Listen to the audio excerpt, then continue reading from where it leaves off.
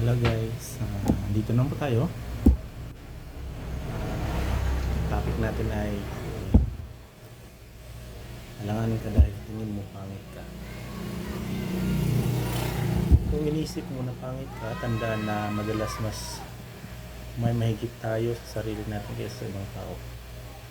Ang kagandahan ay hindi lang kabase sa itsura, kundi pati na rin sa kumpiyansa, ugali at kung paano mo dalhin ang sarili mo. Narito guys ang lima siya.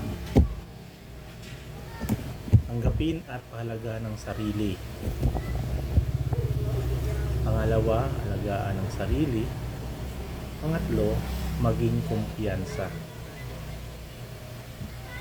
Pangapat, iwasan ang negative self-talk.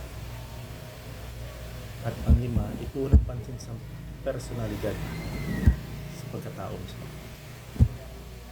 Lahat tayo ay may unique na ganda, huwag ikumpara sa iba dahil lahat tayo ay may kanya-kanyang choice.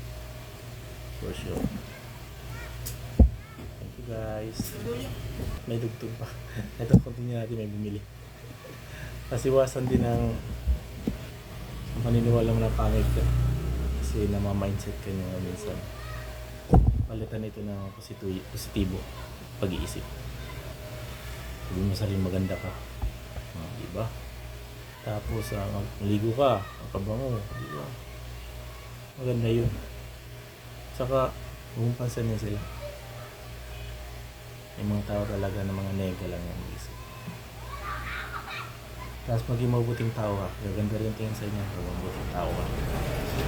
Yung masayahin ka, tapos may sense of humor, malaga yan. Yan lang guys, tama yung mga mindset lang. Thank you guys. Bye-bye.